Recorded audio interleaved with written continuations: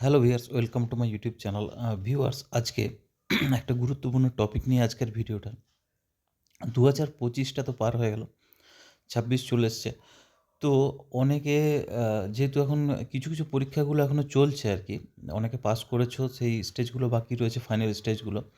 তো সেইগুলো আজকের কথা না, মেন হচ্ছে 2026-এ যে ভ্যাকেন্সিগুলো তোমাদের আসতে চলেছে, যারা ফেলিওর হয়ে গেছো, ডাব্লিউ কনস্টেবল যারা ফেল করেছো, বা হয়তো এমনও যাবে সবাই তো চাকরি পাবে না, যারা শর্ট লিস্ট হয়েছে তার মধ্যেও কিন্তু অনেকে বাদ যাবে। তো তাদের উদ্দেশ্যে আমার একটাই কথা যে হাল কিন্তু ছেড়ো না। 2026-এ যে ভ্যাকেন্সিগুলো আসছে আমি সেটা নিয়ে আজকে আলোচনা করব। তার আগে একটা কথা, চ্যানেলে যদি নতুন হয়ে থাকো অবশ্যই চ্যানেলটাকে সাবস্ক্রাইব করে নোটিফিকেশান বেলটা অবশ্যই অন করে দিও। আর ভিডিওটি যদি ভালো লাগে তাহলে অবশ্যই একটা লাইক আর কমেন্ট করবে। তো চলো আমরা আলোচনা করব যে কী ভ্যাকেন্সিগুলো তোমাদের আসতে চলেছে।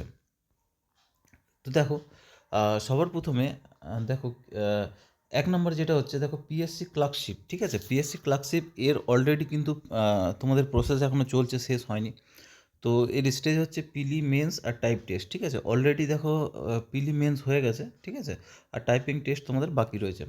সেখানে হচ্ছে পিএসসি মিসলেনিয়াস, ঠিক আছে? পিএসসি মিসলেনিয়াস যেটা হচ্ছে তোমার কোয়ালিফিকেশান হচ্ছে গ্র্যাজুয়েশন, এরও কিন্তু অলরেডি প্রসেস বাকি আছে কমপ্লিট। এবার থার্ড যেটা হচ্ছে এক্সারসাইজ কনস্টেবল। এক্সাইজ কনস্টেবলে দেখো কোয়ালিফিকেশন হচ্ছে মাধ্যমিক। এর কী স্টেজ রয়েছে, যেটা কিন্তু এখনও ভ্যাকেন্সি আসতে চলেছে 26-এ, খুব তাড়াতাড়ি কিন্তু আসবে।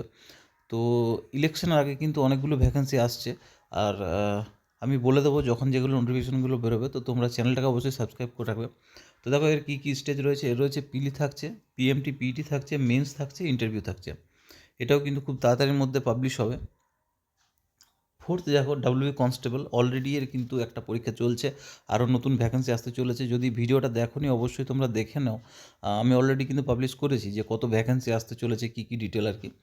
তো এর কোয়ালিফিকেশান হচ্ছে মাধ্যমিক। আর এর আগের বছর যেটা হলো সেখানে কিন্তু মেন্স কিন্তু ছিল না, তো পিলি ছিল, পিএমটি পিটি আর ইন্টারভিউ। তো এই প্রসেসগুলো আমি লিখেছি এখানে কোয়ালিফিকেশান।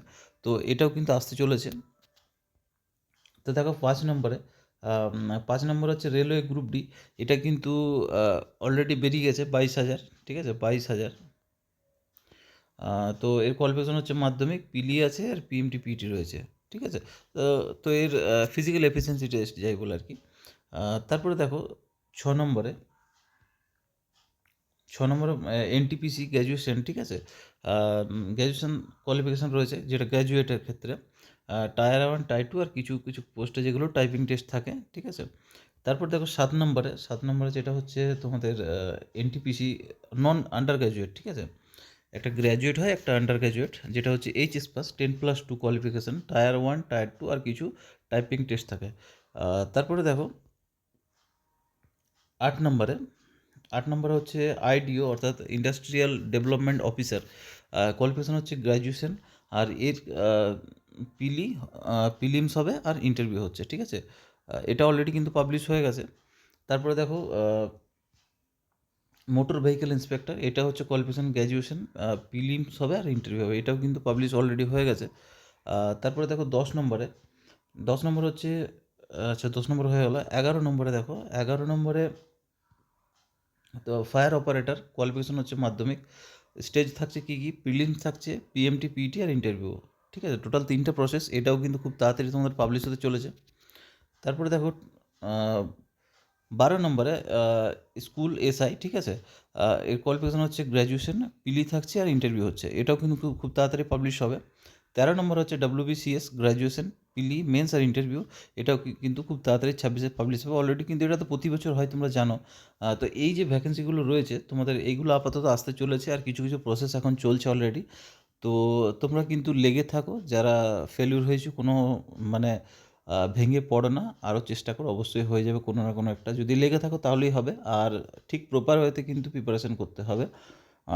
এদিক ওদিক করলে হবে না, একটা টার্গেট ধরে এগোবে, অবশ্যই কিন্তু হয়ে যাবে। ভিডিওটা এখানে শেষ করলাম। যদি কোনো আপডেট থাকে অবশ্যই তোমাদের সাথে শেয়ার করব।